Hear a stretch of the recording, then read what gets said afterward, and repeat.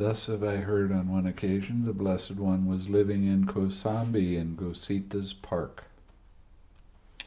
Now on that occasion the monks of Kosambī had taken to quarreling and brawling and were in deep dispute, stabbing each other with verbal daggers. How this happened is that there was 2 monasteries in the town. One of them, the monks were devoted to practicing and memorizing the suttas, and the other monastery was devoted to the rules of the monks. So the monk that was head of the monastery doing the suttas went to visit the monk that was the head of the Vinaya for that area. And they talked for a little while, and the monk that had to do the suttas, after eating, he had to go to the bathroom. So he went to the bathroom, and as is in Asia, they don't use toilet paper, and they didn't have toilet paper at that time. So when they cleaned themselves, they used water. So there's a bucket of water, and you have a little pan that you can use, and that takes care of it. Well, this Sutta monk, he cleaned himself, and he left a little tiny bit of water in that little pan. And the Vinaya monk went in right after him and saw that he'd left some water in it. And that's a break in the Vinaya. Because if you have standing water, then beings can come in, and there'd be live beings, and then you use it and you wind up killing them. So the Vinaya monk went to the Sutta monk and said, "Venerable Sir, I regret to inform you that you made a mistake, and you left some water in this, and that's a break in the Vinaya." And the Sutta monk said, "Well, I apologize. I didn't realize that that was a break in Vinaya." So the Sutta monk and the other monk, they did their business, and the Sutta monk went back to his monastery. The head of the Vinaya monk went out, started talking to his students about how can that monk do that, not know that there was a mistake that he made. He's not a very good monk. So all of his students, the next morning, they're going out for alms round, and they meet the Sutta students that are out for alms round, and they started criticizing the head monk of the Sutta monastery. And the students from the Sutta monastery went back to the monastery and said, "This is what happened, and you're being criticized heavily for not knowing the Vinaya and breaking the Vinaya, and how could you be so stupid?" So that monk took offense, and it started a war between the 2 monasteries. So that's what we're talking about here. Something as trivial as that turned into a big deal. So that's why they were quarreling and in deep dispute, stabbing each other with verbal daggers.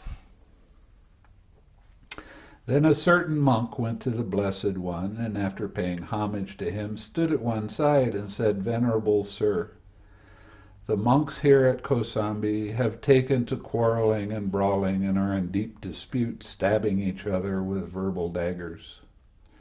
It would be good, Venerable Sir, if the Blessed One would go to those monks out of compassion." The Blessed One consented in silence. Then the Blessed One went to those monks. He called both of the monasteries together and said, "Enough. Let there be no quarreling, brawling, and wrangling or dispute." When this was said, a certain monk said to the Blessed One, Wait, Venerable Sir. Let the Blessed One, the Lord of the Dhamma, live at ease, devoted to pleasant abiding here and now. We are the ones who will be responsible for this quarreling, brawling, wrangling, and dispute. Can you imagine going to the Buddha and say, go meditate, leave me alone. We're the ones that are fighting, and you don't have to involve yourself with this. For a second time, for a third time, the Blessed One said, enough, monks, let there be no quarreling, brawling, wrangling, or dispute. For a second and third time, that monk said to the Blessed One, wait, Venerable Sir, we're the ones who will be responsible for the quarreling, brawling, and wrangling.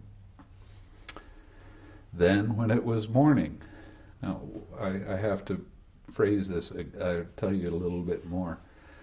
The Buddha was planning on spending the 3-month retreat, the range retreat there.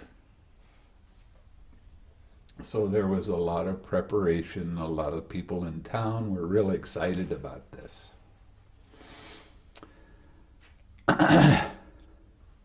When it was morning, the Blessed One, dressed, taking his bowl and outer robe, entered Kosambī for alms. When he'd wandered for alms in Kosambī and had retired from his alms round, after his meal, he set his resting place in order, took his bowl and outer robes, and while standing, uttered these stanzas. Now, for the Buddha to stand and say something was very unusual.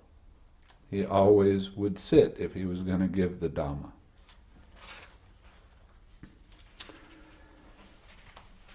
When many voices shout at once, none considers himself a fool. And think about that. You get in an argument with somebody else, you start talking and they're talking, you don't know what the other person said, and you always think that you're right.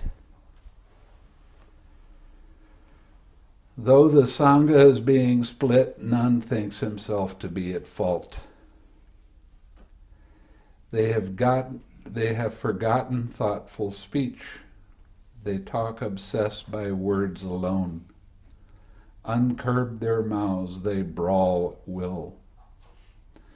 None knows that what leads him to act so. He abused me, he beat me, he defeated me, he robbed me. Does this sound familiar? In those who harbor such thoughts, hatred is not appeased. He abused me, he beat me, he defeated me, he robbed me. In those who do not harbor such thoughts, hatred is appeased. For in this world, hatred is never overcome by acts of hate. Hatred is only overcome by loving kindness. This is a fixed law, an ageless law. Those others do not recognize that here we should restrain ourselves. But those wise ones who realize this at once end all their enmity. Breakers of bones and murderers, those who steal cattle, horses, wealth, those who pillage the entire realm, even these can act together. Why can you not do so too? If you find a worthy friend, a virtuous, steadfast companion, then overcome all threats of danger and walk with him content and mindful. But if one finds no worthy friend, no virtuous, steadfast companion, then as a king leaves a conquered realm, walk like a tusker in the wood alone. Better it is to walk alone. There is no companionship with fools. Walk alone and do no evil, at ease like a tusker in the woods. if you haven't got the idea, this is really being slapped heavily. So the Buddha left. After uttering this stanza, while standing, the Blessed One went to the village, and he went to another village. Now what happened was, the people of Kosambī got so disgusted with those monks because they were ready for the Buddha to be there for 3 months. And they stopped feeding all of the monks. They couldn't get any food, so they stopped fighting. Eventually, after they lost a little weight, and they were they had a rough 3 months because they were continually reminded, you have to act civilly towards each other. You don't get in fights about these kind of things. It's not right to do that. So the Buddha was reasonably disgusted with the behavior of those monks. So he went to another village. On that occasion, the Venerable Bhagu was living in that village. When the Venerable Bhagu saw the Blessed One coming, in the distance prepared a seat, set out water for washing the feet. He was always walking around barefoot, so his feet were always dirty. I mean, it gets dusty. So it was the polite thing to put out water for washing. The Blessed One sat down on the seat made ready and washed his feet. The Venerable Bhagu paid homage to the Blessed One and sat down at one side, and the Blessed One said to him, I hope you are keeping well, monk. I hope you are comfortable. I hope you are not having any trouble getting alms food. I am keeping well, the Blessed One. I am comfortable, and I'm not having any trouble getting alms food. Then the Blessed One instructed, urged, and aroused and gladdened the Venerable Bhagu with a talk on the Dhamma, after which he rose from his seat and went to the eastern bamboo park. Now on that occasion the Venerable Anuruddha, the Venerable Nandiya, and the Venerable Kimbila were living at the eastern bamboo park. The park keeper saw the Blessed One coming in the distance and told him, do not enter this park, recluse. There are these 3 clansmen here seeking their own good. Please do not disturb them. The Venerable Anuruddha was Ananda's brother and cousins with the Buddha. The Venerable Anuruddha heard the park keeper speaking to the Blessed One and told him, friend park keeper, do not keep the Blessed One out. It is our teacher who has come. Then the Venerable Anuruddha went to the Venerable Nandiya and the Venerable Kimbila and said, come out, Venerable Sirs, come out. Our teacher, the Blessed One, has come. Then all 3 went to meet the Blessed One. One took his bowl and outer robe, one prepared a seat, and one set out water for washing the feet. The Blessed One sat on the seat made ready and washed his feet. Then those 3 venerable ones paid homage to the Blessed One and sat down at one side. The Blessed One said to them, I hope you are keeping well, Anuruddha. I hope you are comfortable. I hope you are not having any trouble getting alms food. We are keeping well, Blessed One. We are comfortable and we're not having any trouble getting alms food. I hope, Anuruddha, that you are living in concord, with mutual appreciation, without disputing, blending like milk and water, viewing each other with kindly eyes, Surely, Venerable Sir, we are living in concord with mutual appreciation, without disputing, blending like milk and water, viewing each other with kindly eyes. But Anuruddha, how do you live thus? Venerable Sir, as to that, I think thus. It is a gain for me, it is a great gain for me that I'm living with such companions in the holy life. I maintain bodily acts of loving kindness towards these venerable ones, both openly and privately. I maintain verbal acts of loving kindness towards them, both openly and privately. I maintain mental acts of loving kindness towards them, both openly and privately.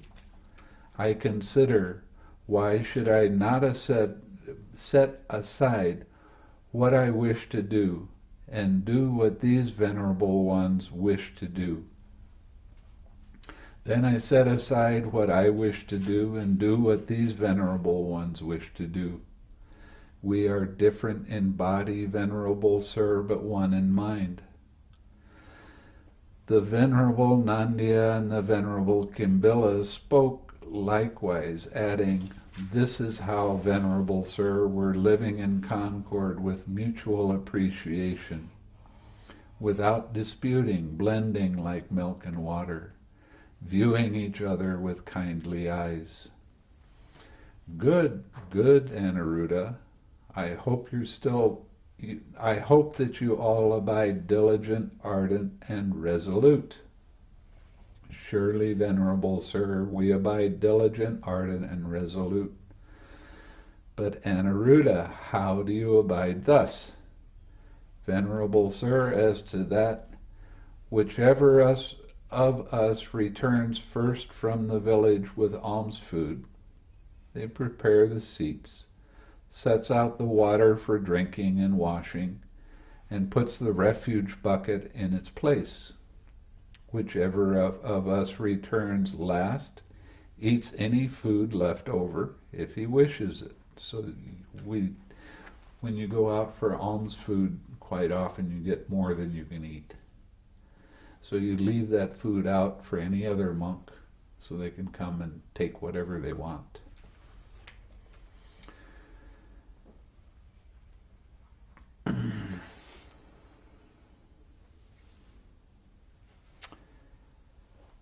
Well, he returns first. Let's see.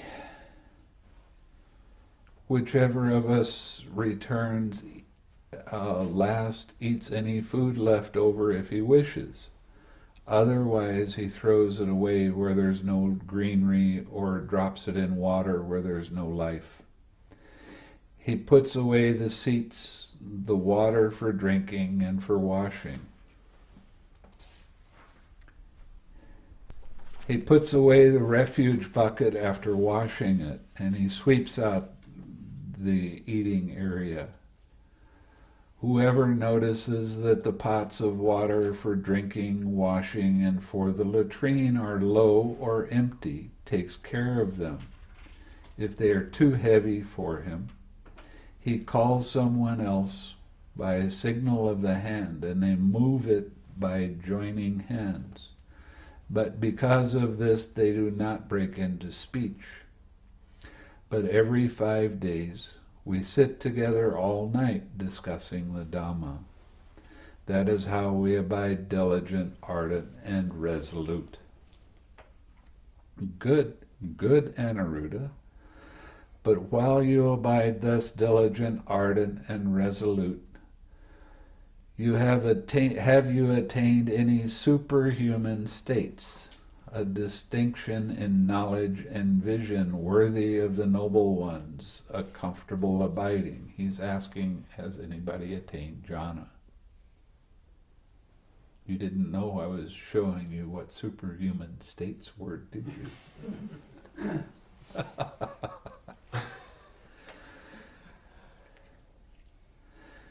Venerable Sir, as we abide here diligent, ardent, and resolute, we perceive both radiance and vision of forms. Soon afterwards, the radiance and vision of forms disappear. Your vision of forms is another way of saying your object of meditation. And I'll change that from here on out.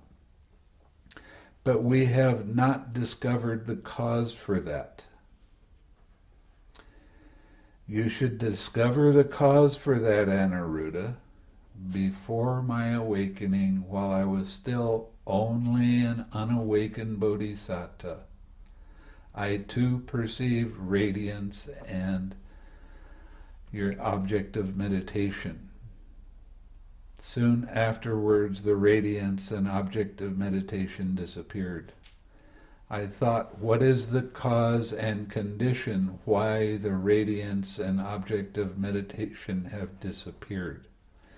This is a very important question. If you have the same hindrance coming up over and over again,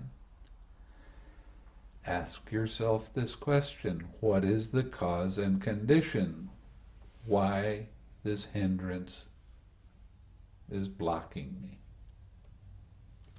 I'll give you a short story.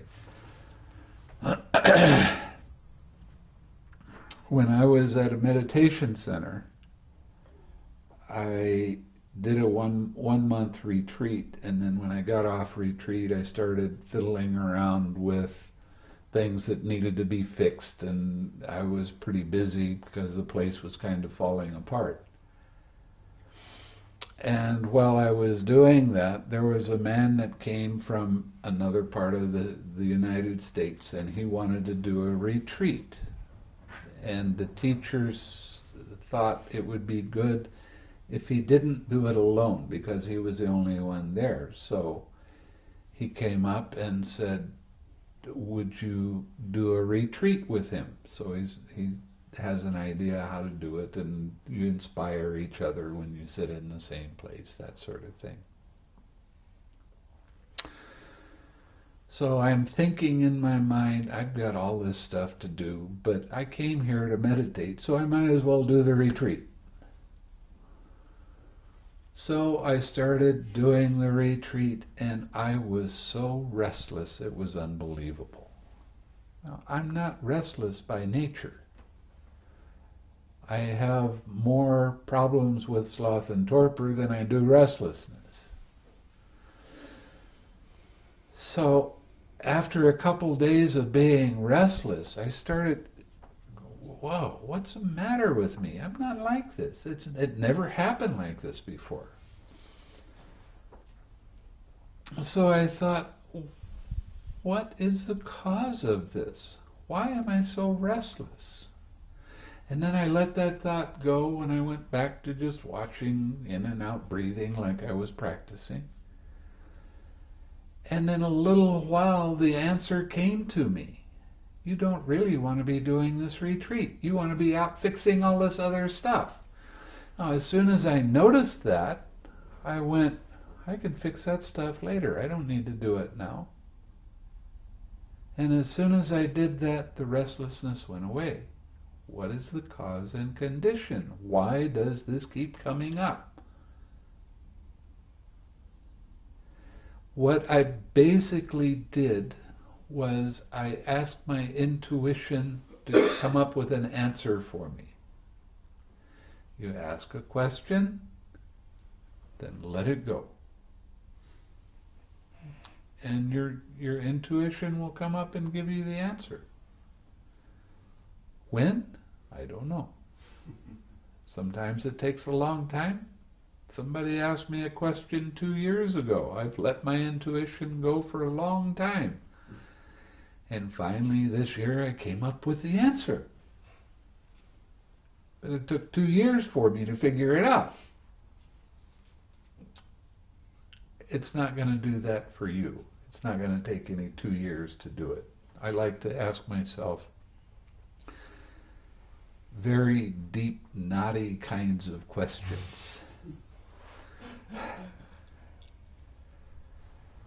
So,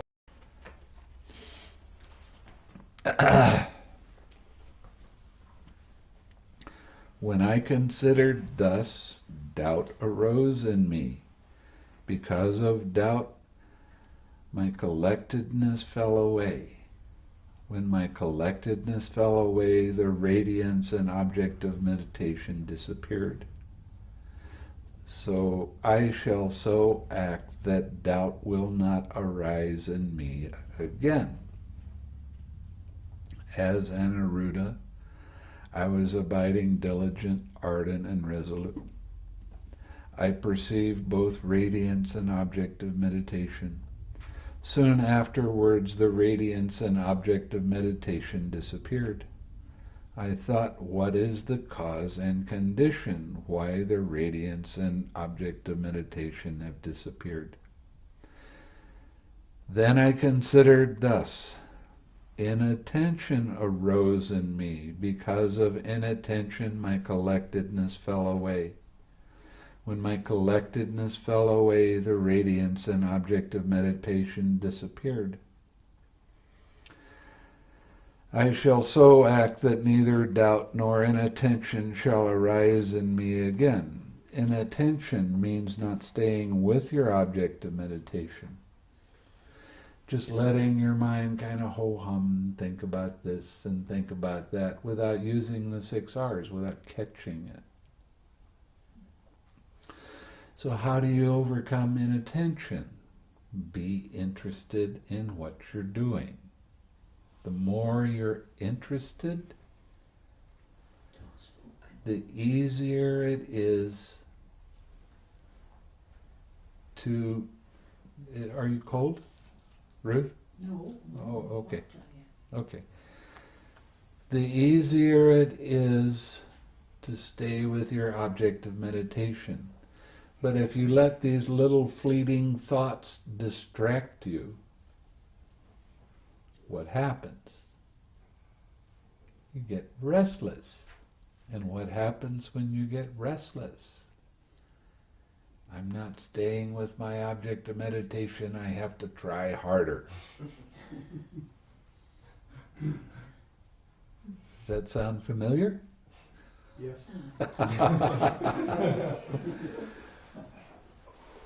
And the restlessness gets a little bit stronger and your mind wanders and you start getting all caught up. So you think, well, I'm really getting caught. I better try a little bit harder.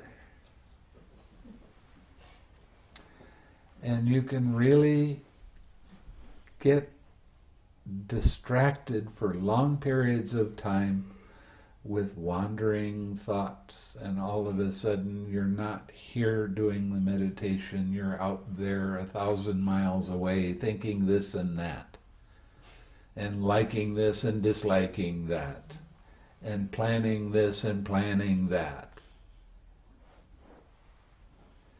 So what's the solution for this? Be more interested in your object of meditation. When restlessness arises, don't try so hard. Just simply 6R and allow it to be. Now sometimes restlessness is not going to go away right away. So you're back to your object of meditation and your mind gets distracted again with the restlessness, you do it again. Investigating your experience. How did mind's attention get distracted? Why? We don't care about. How did it happen?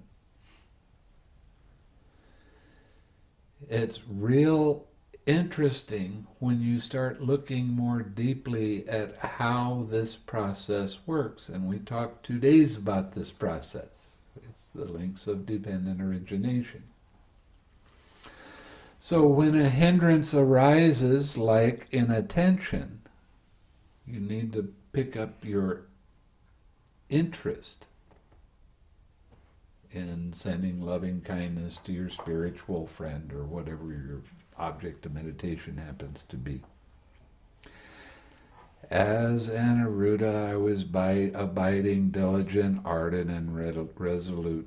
I perceived both radiance and object of meditation. Soon afterwards, the radiance and object of meditation disappeared. I thought, what is the cause and condition why the radiance and object of meditation have disappeared? Then I considered sloth and torpor arose in me. Because of sloth and torpor, my collectedness fell away. When my collectedness fell away, the radiance and object of meditation disappeared. I shall so act that neither doubt nor inattention nor sloth and torpor will arise in me again. Don't let your mind just kind of ho-hum. You're kind of on your object of meditation, but you're not really, and you start, yeah, I'm a little bit tired. I'll just let it go for a bit. And then you start getting dreamy, and then your back starts slumping. And then your head starts bobbing.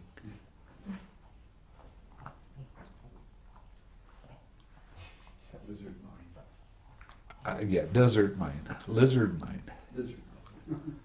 Love that.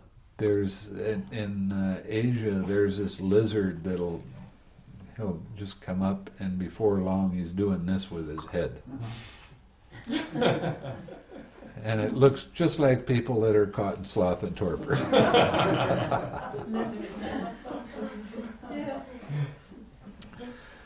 So the Buddha recommended that there's different ways of getting rid of sloth and torpor. He said, first, get up and wash your face. That'll help. And also, if you pinch real hard your earlobe, then that will help you overcome sloth and torpor. And this teacher was talking about that, and he said, and actually what you need is a pair of pliers. Go at it. And it made me laugh because I started thinking about all the requisites of a monk. He has his 3 robes, and he has a belt, and he has a needle and a pair of pliers.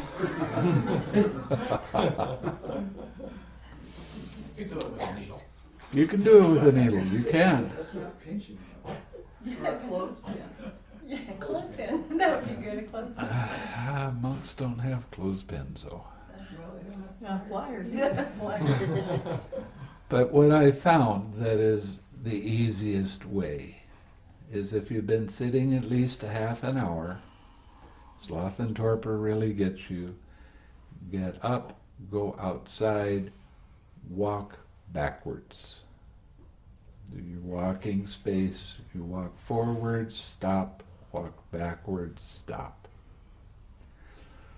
Now, another thing that helps very much with sloth and torpor, if you're in a room, sometimes you feel kind of closed in. So you go out and you sit outside. Now, if there's, of course the mountains aren't around here, but if there's a hill or something close, you go up to the top of the hill and you feel all this expansion, and it kind of wakes your mind up. When I was in Malaysia, this one woman came to, it must have been 5 or 6 retreats, and the whole retreat she was spending going bobbing up and down. So everything we tried didn't work. So I suggested to her, I don't want you to sit in the meditation hall. Even though the meditation hall had high ceilings, it was very big, it was a lot of light in there. I said, why don't you sit outside? and it happened to be on the second story, and there was a little balcony there, so she sat out there, had no trouble with sloth and torpor. So sometimes being outside really helps to feel that expansion. It kind of wakes your mind up. Yeah. As Anuruddha was abiding, diligent, ardent, and resolute, I perceived both radiance and object of meditation. Soon afterwards, the radiance and object of meditation disappeared. I thought, what is the cause and condition why this has happened? I considered thus: fear arose in me. Because of fear, my collectedness fell away. When my collectedness fell away, radiance and object of meditation disappeared. Suppose a man set out on a journey and murderers leapt out at him on both sides of him. Then fear would arise in him. Because of that, so too fear arose in me. The radiance and object of meditation disappeared. I considered thus: I shall act that neither doubt nor inattention nor sloth and torpor nor fear will arise in me again. The thing with fear is that it freezes your mind. So what you do with fear is first look at the tightness in your body. When fear arises, your stomach gets tight, your buttocks get tight, your back gets tight. You might even be holding your hand tight. So when fear arises, what you want to do is start relaxing your body. Relaxing the tightness in your stomach, in your buttocks, on your back, wherever that tightness happens to be. That picks up your mindfulness a little bit, so then you can see that in your mind, and you can 6R that more easily. Now, it's not going to go away right away. You're going to have to work with it for a little while. But every time you let go of the tightness in your body first, before you even look at what's happening in your mind, because you're focusing on these different places in your body, it lets go of some of the tightness that freezes your mind with fear. So then you can relax into that. You can overcome this as you continue using your 6Rs and relaxing your entire body. As Anuruddha was abiding, diligent, ardent, and resolute, I considered thus, that after this distraction arose. Elation arose in me. Because of elation, my collectedness fell away. When my collectedness fell away, the radiance and object of meditation disappeared. Suppose a man seeking one entrance to a hidden treasure came all at once upon 5 entrances to a hidden treasure. Then elation would arise in him because of that. Excitement. Okay, that's what elation is. It's exciting, though. It's exciting. But it can knock you off balance. One of the things when you're practicing loving kindness is one of the enemies of loving kindness, it's called the near enemy of loving kindness, is uncontrolled laughter. If you start laughing, you'll dissipate all of the energy that you've gained up to that point. What is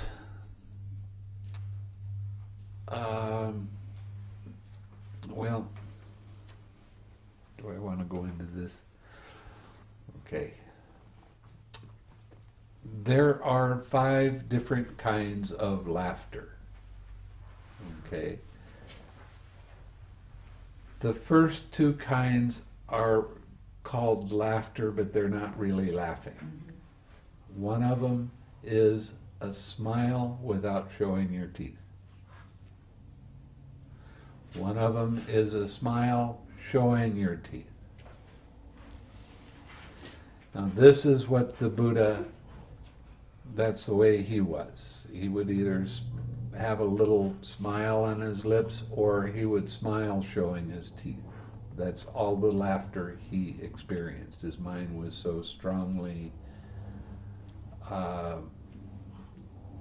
rooted in equanimity. The next kind of laughter is like a little chuckle. Now this is considered, in Asia in particular, it's considered a polite way of laughing. The Americans, they chuckle a little bit, but most of the time when they laugh, it's a movement of the stomach and a loud noise coming out, that kind of laughter. And when I was taking care of the Sayadaw Usilananda, I would laugh and he would call me mountain boy. It's uncouth to laugh that way. He was always trying to get me to stop laughing out loud.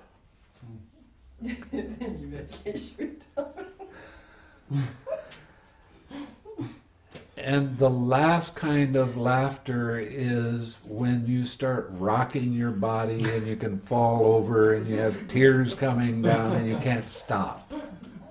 Okay. There's these 5 kinds of laughter. The last kind of laughter is the kind of laughter that dissipates your energy when you're practicing loving kindness. So you want to back away from doing that. If you see you have an uncontrolled laughter, then think of something horrible that'll stop you from laughing.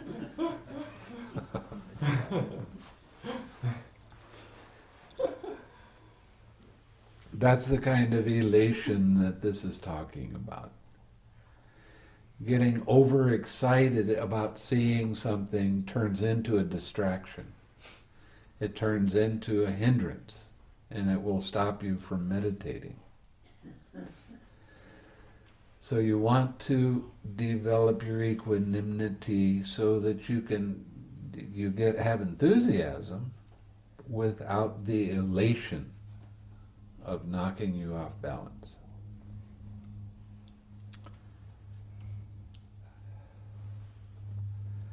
Okay, as Anuruddha, I was abiding, diligent, ardent, and resolute. I got caught by another hindrance. I considered thus: inertia arose in me. Because of inertia, my collectedness fell away. When my collectedness fell away, the radiance and object of meditation disappeared. The inertia is something that I actually scold students when they come in and they say, "How's your meditation going?" "Oh, it's the same." I'm sorry. The same what? Well, it's the same as it was yesterday. There's no difference at all.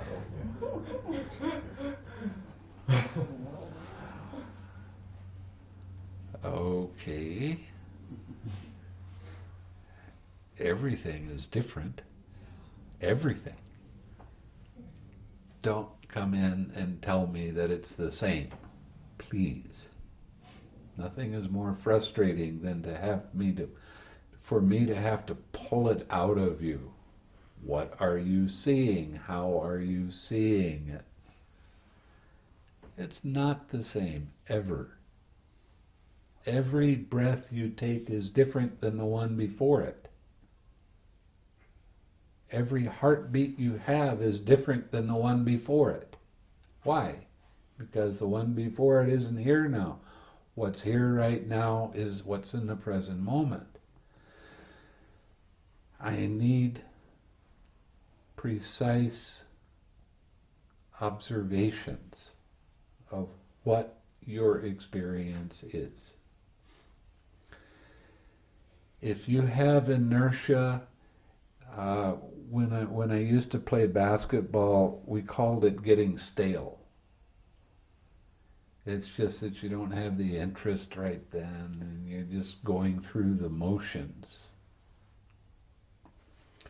Every time that would happen, and it only happened once or twice in a season when I was playing college, but when it happened, one of the things the coaches did was he would make up teams, and we'd run around like little kids playing tag and that sort of thing.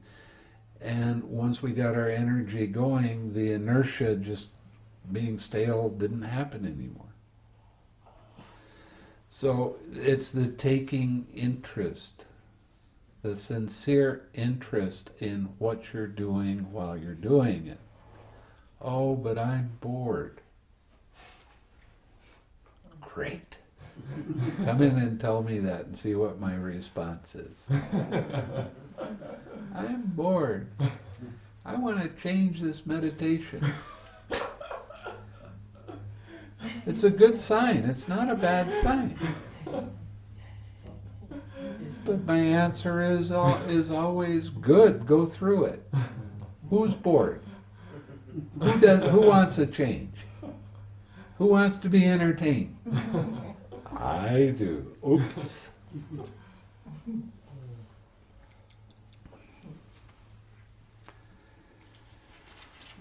As in Aruta, I was abiding, diligent, ardent, and resolute.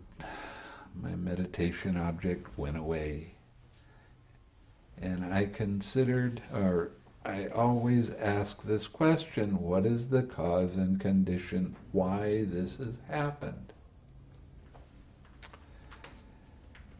I considered thus, excess of energy arose in me, and because of excess of energy, my collectedness fell away. When my collectedness fell away, the radiance and vision and object of meditation disappeared. Suppose a man were to grip a quail tightly with both hands. It would die then and there.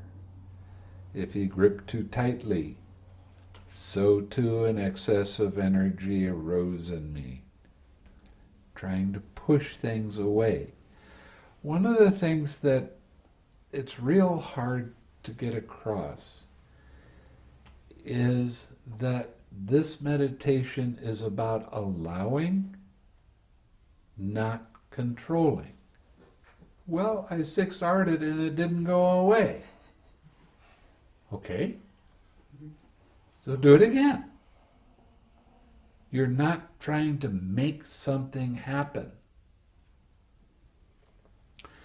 Every time you try to make something happen, you're using too much energy. Loving kindness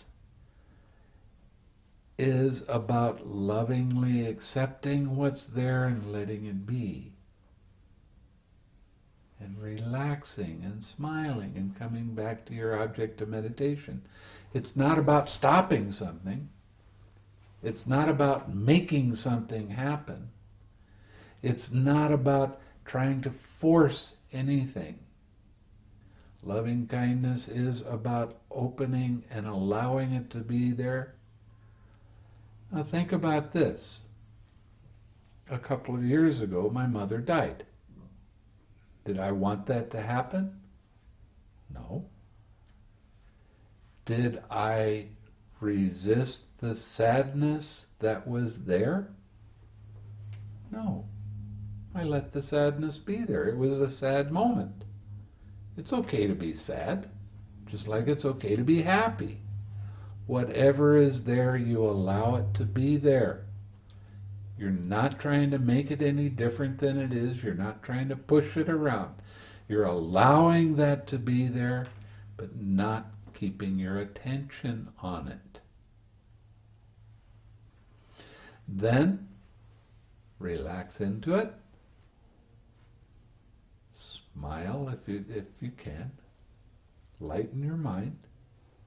Come back to your object of meditation. You can't use the 6 R's or loving kindness meditation to force things to be the way you want it to be.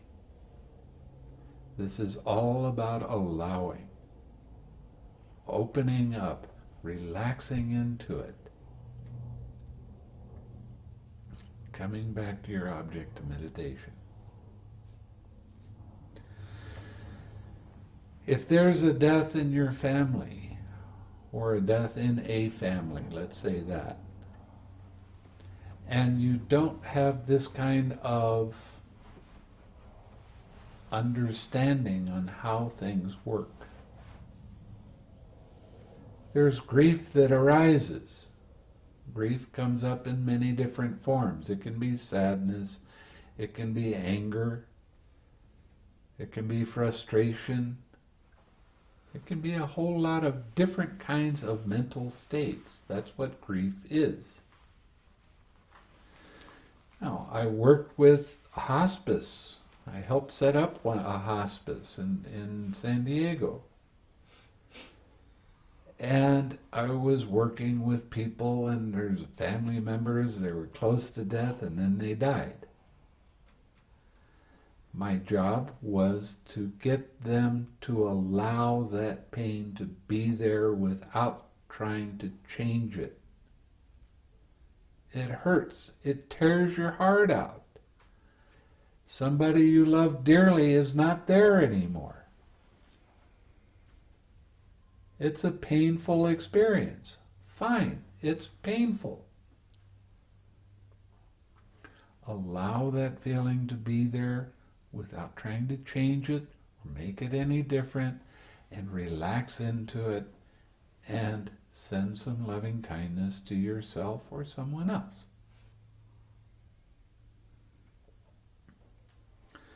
Well, that pain doesn't go away. Your mind goes right back to it.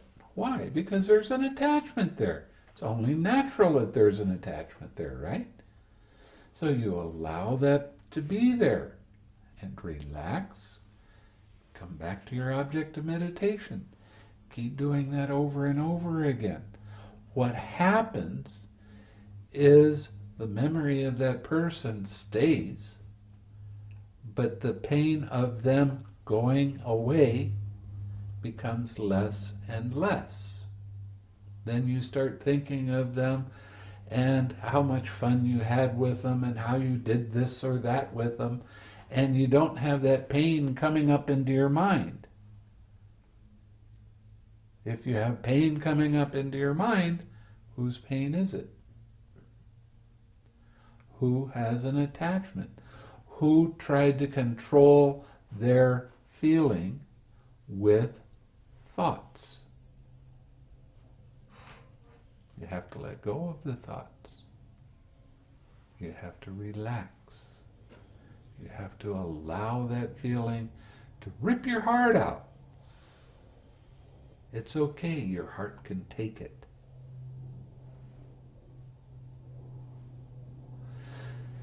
So the thing with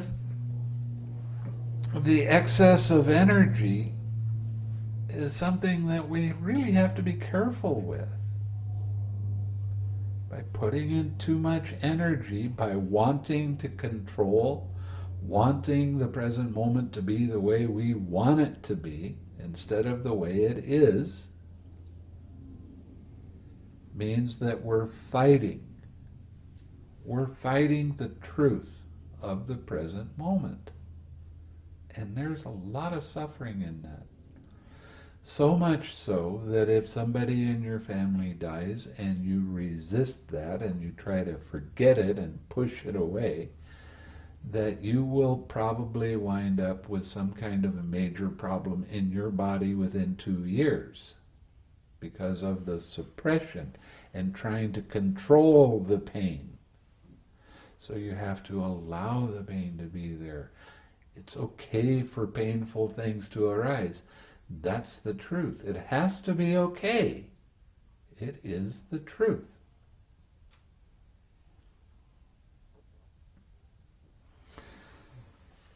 One of the things that I found when I was working with people in hospice is their loved one was getting very close to death and they felt helpless. And they got frustrated and they got really sad and they were just suffering terribly. So I was always suggesting, why don't you send some loving kindness to yourself and send some loving kindness to the person that's dying and send some loving kindness to all of the relatives because they're suffering as much as you are. And now all of a sudden you feel like you're doing something that's helpful and the frustration goes away. See, this practice is about learning how to live without suffering. But you have to remember to use this. You've all learned how to get into a jhana. You all know what joy is. You all know what happiness is. Bring that feeling up and give it away. Give it to other people. This is what generosity is all about. Develop the ability that you can pull these kind of feelings up anytime and use them in your life. You want to affect the world around you in a positive way? Then love the world. And bring that happy feeling, bring that joy, bring that equanimity into whatever you're doing in the present moment. But not as a block. Give it away and don't try to use it as some kind of control. There was a man in Malaysia that was riding a motor scooter and he got hit and he had major brain trauma. Almost died. So my students in Malaysia, they said, well, he's our friend and can't you come to the hospital and see if you can help and do whatever. So I said, I'll do it, but you got to come with me. And before we went into the hospital, I said, okay, everybody has to sit down for about 10 minutes and start radiating loving kindness. And get that feeling going really well. Get some joy coming up. Now, let's go into the room and see him. Don't see him with the mind of, oh, you poor little baby. You poor dear. I feel so sorry for you. That hurts them. They need to be around people that have an uplifted mind. Now, he was unconscious. He was in a coma. But that doesn't mean he didn't know we were there. He knew. So we all got around the bed and started radiating loving kindness. And then I said something to make somebody laugh. And before long, everybody's kind of giggling. And he opened up his eyes and he looked around and got this beautiful smile. And then closed his eyes and went to sleep. Now the people that were there, what I told them was, they didn't do anything except focus on loving kindness. They didn't help him. The loving kindness helped him by your focusing on it. It's not personal. The loving kindness goes where it needs to go. Your job is just to hold that loving kindness and radiate that feeling. A long story short, he got out of the hospital and he's doing very well now. He hasn't had too many bad side effects from it. His memory was gone at first for a while, but it started coming back.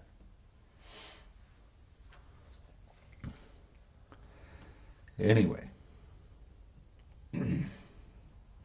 as Anuruddha I was abiding diligent, ardent, and resolute. My mind got distracted. I considered thus.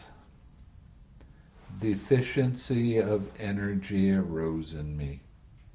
Because of deficiency of energy, my collectedness fell away. When my collectedness fell away, the radiance and object of meditation disappeared. So suppose a man were to grip a quail loosely, it would fly through his hands. So too a deficiency of energy arose in me. This also has to come back to your interest. The more you're interested in sending loving kindness to other beings, in your object of meditation, whatever it happens to be, the more interested you are, the less likely you will experience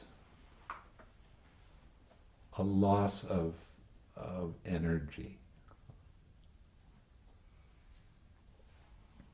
or deficiency of energy.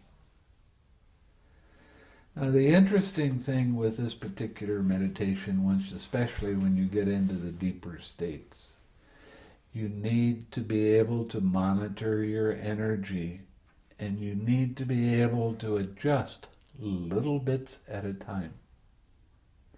When somebody has sloth and torpor, they're all of a sudden not like this. And then they notice that, and all of a sudden they sit up really straight, and they stay with their object of meditation for about 3 seconds, and then they start going back down.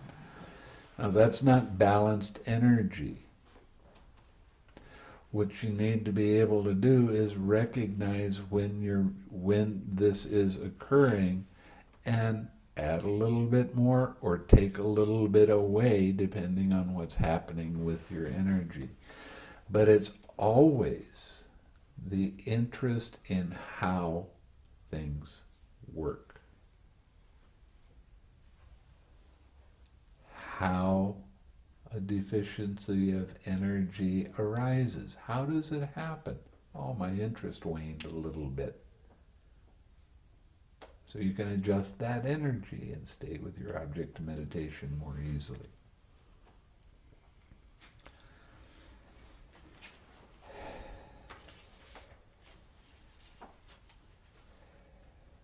As Anuruddha I was abiding diligent, ardent, and resolute.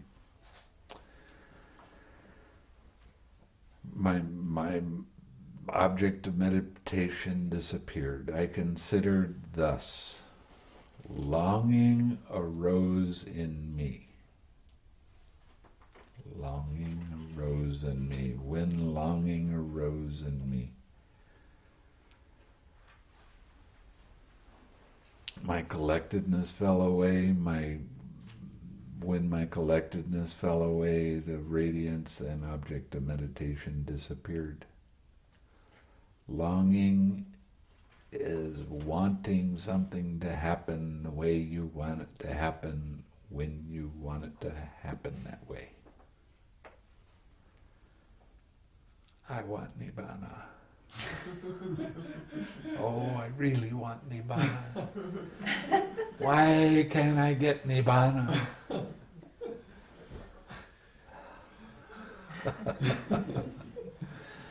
that longing pulls you out of the present moment. And what happens with longing is you're in the present moment, that longing comes up and you start leaning into the next present moment. Because this one doesn't have what I want in it. I want this one to have it. And before long you have restlessness because of that longing. You start putting in too much energy. Well, maybe the next present moment I'll have it. You have to let go of longing. Now, we all want to attain Nibbana, okay? That's just a given. That's why you're here, right? There is something that's called wholesome desire. In Pali they call it chanda. But chanda is just pointing your mind in the direction you want it to go. Do you want your mind to go towards Nibbana? Fine. But you don't keep thinking, oh, I want my mind to go to Nibbana. I really want to go to Nibbana.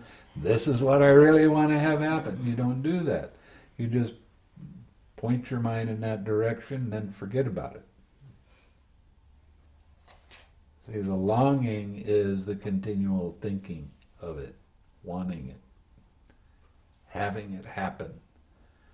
Well, I heard this is the way it's supposed to happen. Why isn't it happening this way for me?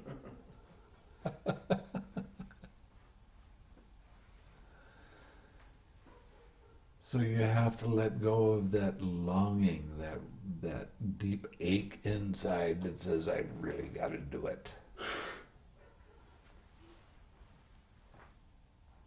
Keep your mind light. Let go of that I that want something to happen the way I want it to happen.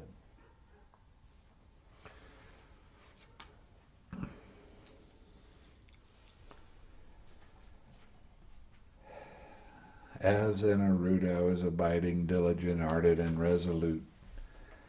My object of meditation disappeared. I considered thus.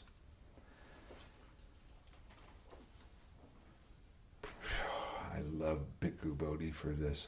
Perceptions of diversity arose in me. Perceptions of diversity. What does that mean? That means naming the changes.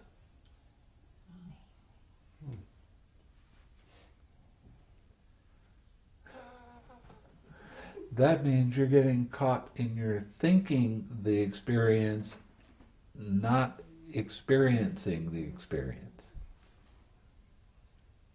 Noting. Noting, exactly. Noting. Seeing, hearing. And why don't we do that? Not to. Body? Yes. I noticed in his footnote at the end, he described perception diversity as putting your mind in different places. Well, yeah, but it's thinking. It's the naming. That's what perception does. It's the naming of those things. Putting your mind in different places. Who puts your mind where? Instead of backing up and allowing the experience to happen, there's some push behind it.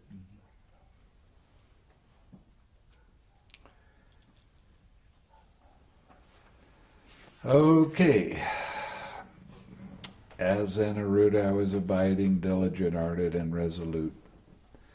My object of meditation disappeared. I considered the reason. Excessive meditation upon forms arose in me. What does that mean? Too much meditation. Well, It's too much. wrong It's meditation. too much meditation in the wrong way. Yeah. Too much pushing. Do that for days and it doesn't get you anywhere. Gets you lost in the woods. take it from somebody that knows.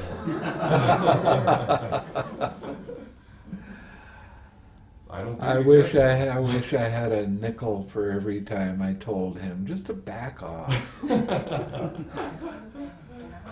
He'd go to you and you'd say back off, he'd come to me and I'd say get out of the way. After enough times, I might start Yeah, a few listening. hundred times, then you actually heard what I said. Yeah. Well. It's really kind of funny because I start teaching people meditation and they go, yeah, you know, I've heard all of this, and let it go and relax, and then come back and let it go and relax. Yeah. And then they finally do it. Yeah. And then they come to me and they go, now I really understand what you're saying. I've heard it so many times. Now I know. And I go, oh, good. Go sit. And then they'll go through another stage of the meditation and come back and they go, now I really know what you're saying.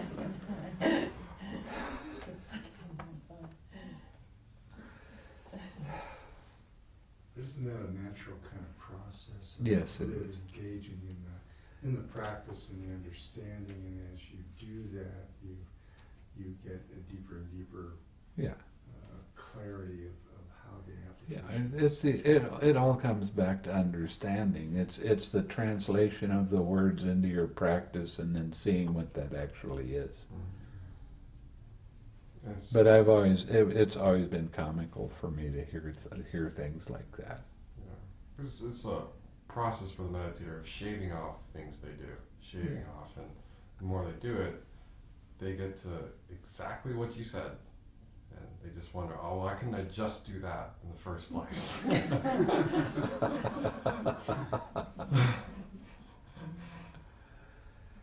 Yeah, how many times have you heard me say, relax and let it be?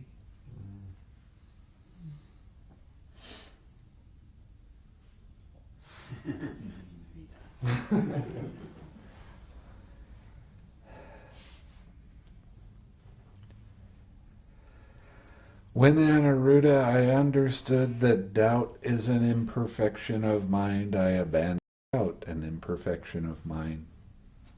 When I understood that inattention, sloth and torpor, fear, elation, inertia, excess of energy, deficiency of energy, longing, perception of diversity, excessive meditation on forms, is an imperfection of mine, I abandon those, and imperfections of mine.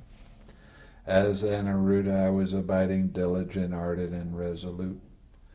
I perceived radiance, but did not see my object of meditation.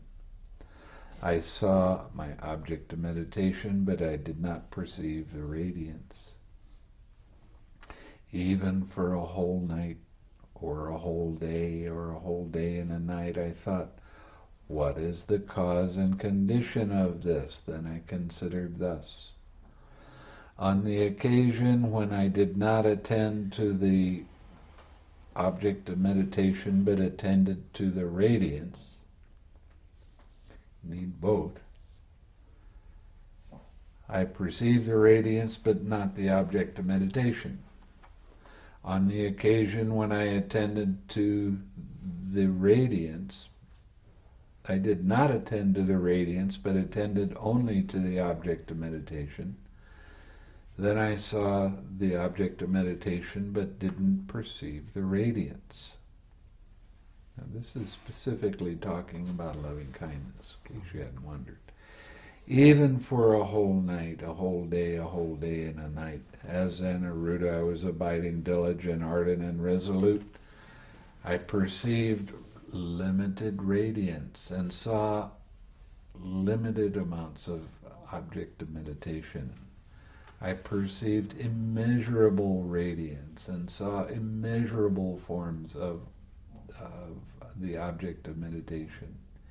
Even for a whole night, a whole day and a night, I thought, what is the cause and condition of this? When I consider thus on the occasion when my collectedness is limited, my radiance is limited.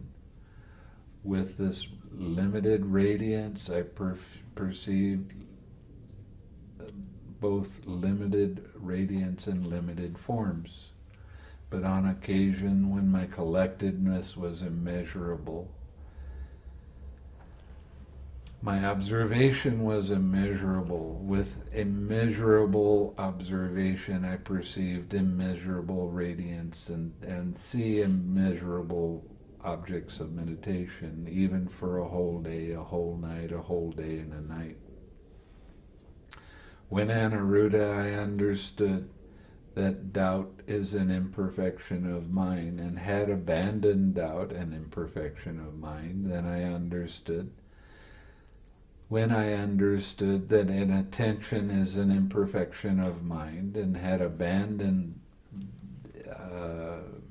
inattention, I abandoned sloth and torpor, abandoned fear, abandoned elation, abandoned inertia, abandoned excess of energy, abandoned deficiency of energy, abandoned longing, abandoned perceptions of diversity, abandon excessive meditation and imperfection of mind, then I thought I have abandoned these imperfections of mind.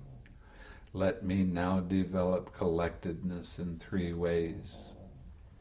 Thereupon, Anuruddha, I developed collectedness with thinking and examining thought. I developed collectedness without thinking and examining thought. I develop collectedness with joy. I develop collectedness without joy.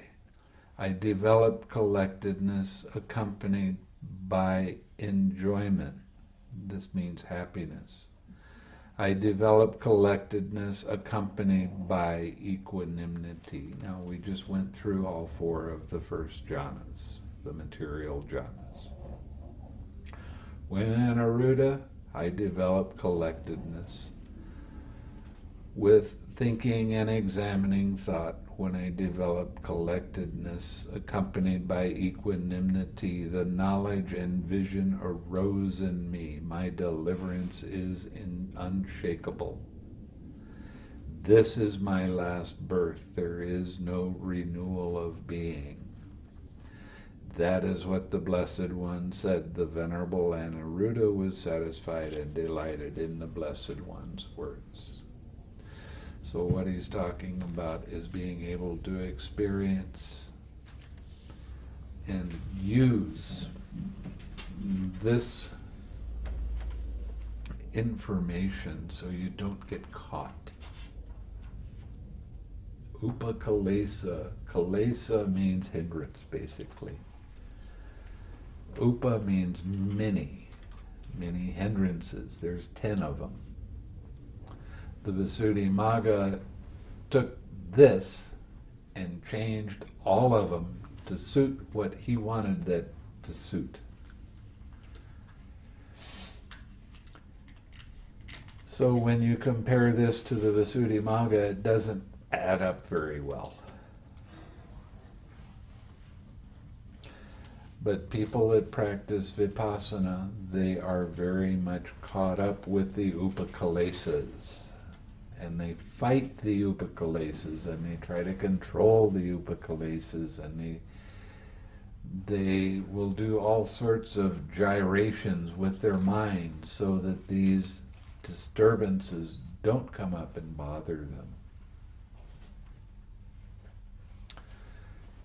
The simple way, use your 6 R's.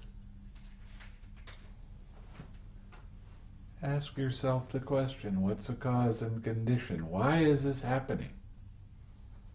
If it keeps happening over and over again, let your intuition come up and let you know why you're holding on to it.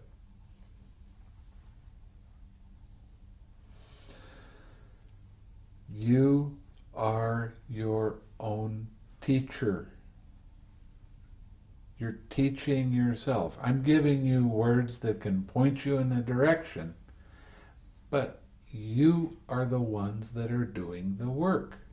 And I very much appreciate how hard you're working. I know how hard this stuff is. It's not easy. Simple, but not easy. So the more you teach yourself, the more with your daily activities you can bring up these lessons that you've taught yourself during this retreat, the easier life becomes.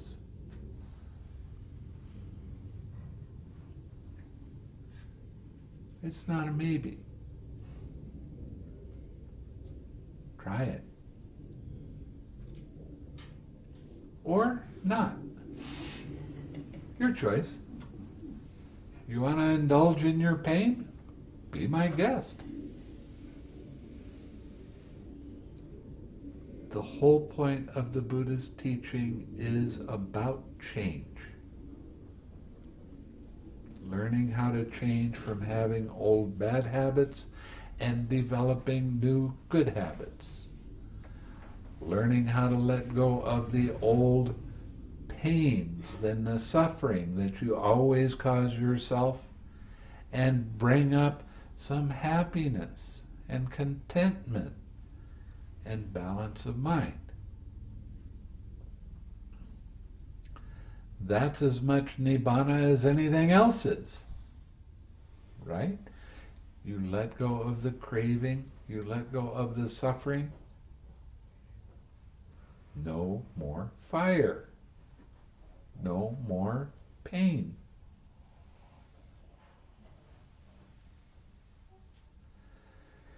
These 10 imperfections, they can be sneaky little rascals. But learn from them where your attachment is. Learn how to let go. Let go of old habitual thinking. Well, every time I think of this, I'm always sad. Well, don't think of it anymore.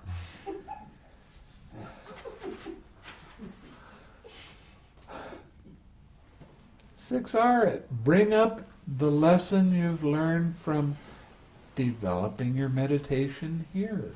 Bring your meditation into life. Life is meditation. Meditation is living. It is life.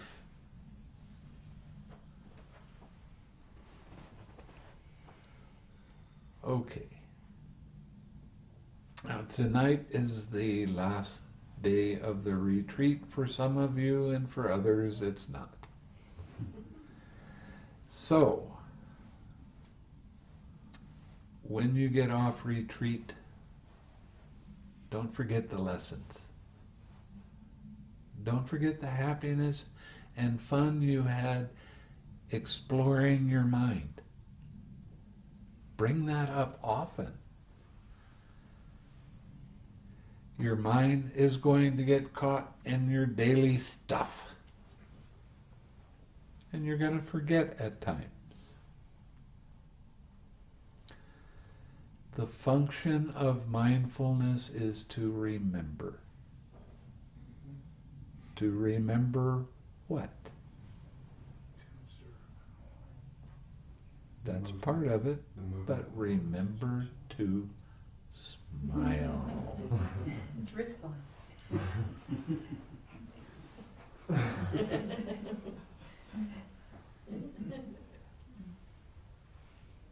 Remember to be happy. That's what we're doing this for, right?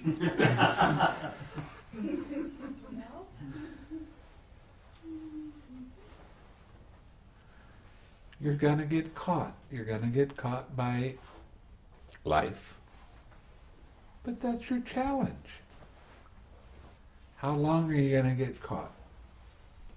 Well, it depends on your mindfulness, whether you remember to smile and remember that this life is supposed to be fun. We don't have to get serious with it. that picks up your mindfulness very well so you can observe this without getting caught in it.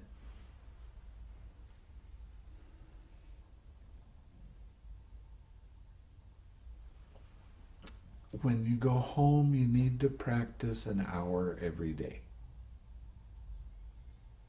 When I say practice, I mean sitting in meditation. You need to sit for an hour. You're going to have this dip. You're not going to get as deep as you are here because you've been practicing many hours a day. When you get back out there, you're not going to be practicing so many hours. So you're going to have a little dip. But you practice smiling all day, and you practice sitting an hour a day. Your practice will come up to where you are right now, and you will start to go deeper, little by little. One of the things, did you pass out the thing that talks about how to get on our Yahoo group? We do give retreats online sometimes. I'm trying to get her to give the retreats online now. We try to give 3 a year, depending on what's going on. Last year we were able to give 2. We'll try to give 2 this year. But what you wind up doing is you wind up doing our morning ceremony, taking the precepts. 6. 6 precepts. We don't ask you to take 8.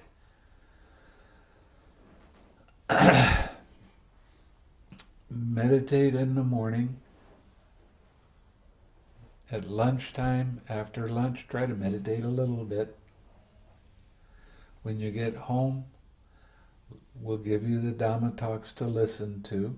Then you write to us about what your experience is, and we'll write back. Try to meditate in the evening too, if you can. Now, there are some students that have only been online practice with us. And I get shocked at how well everybody does.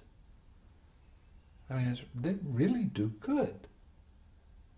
And I don't have to be there. I have one student that he did 2 or 3, and he did so well that finally he came to visit us, and he really went deep. And now he's teaching. I've only seen him 2 or 3 times, but now he's very good at teaching. He understands the practice very well, and it's mostly just from following the directions that we help you with during the online retreat.